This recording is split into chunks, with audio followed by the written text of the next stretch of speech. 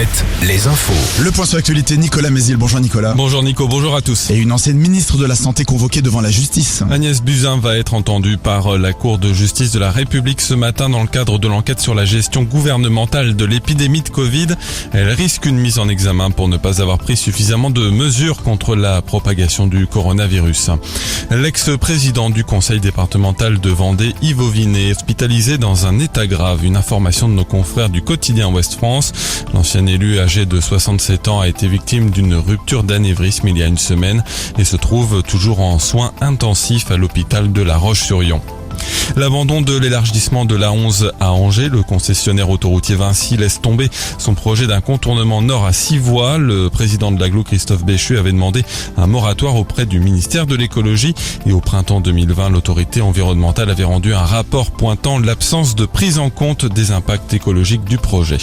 Dans le Maine-et-Loire toujours, les pompiers sont intervenus hier pour un nouveau départ de feu près de la Breille-les-Pins à Allonne. Cette fois, 300 mètres carrés de végétation ont brûlé. Cela fait près d'une trentaine de sinistres en 5 mois.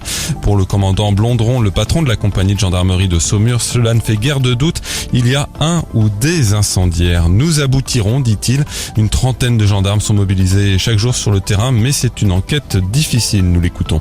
Le secteur est compliqué. C'est un secteur boisé qui est très dense. Se déplacer au travers de ce secteur nécessite qu'on emprunte des pistes essentiellement. Donc bon, il y a effectivement un ou deux axes majeurs, donc une départementale, mais ensuite beaucoup de pistes et de sentiers forestiers. Donc c'est un secteur qu'il est difficile de couvrir. Moi, je ne vais pas vous mentir, c'est un secteur compliqué et tellement dense qu'il n'est pas évident de le surveiller à distance ou par les hauteurs. À Angers, l'entreprise Verisure recrute 46 personnes pour son nouveau centre de télésurveillance qui ouvre lundi. Il s'agit du 3e plateau du leader français des alarmes à Angers. Le foot, début de la 5e journée de Ligue 1 ce soir. Lorient accueille Lille, Nantes et Angers attendront dimanche. Et en national, Cholet reçoit Concarneau, Laval joue à Avranches, ce sera lundi pour Le Mans. En basket, à 3 semaines du début de la saison dans l'élite, c'est le tournoi de Bourges ce week-end avec les premiers matchs ce soir. Cholet contre Orléans et Le Mans contre Limoges. Le temps variable ce matin avec encore quelques gouttes possibles. Les éclaircies seront plus larges cet après-midi, surtout sur la Vendée. Les maxis comprises entre 22 et 24 degrés.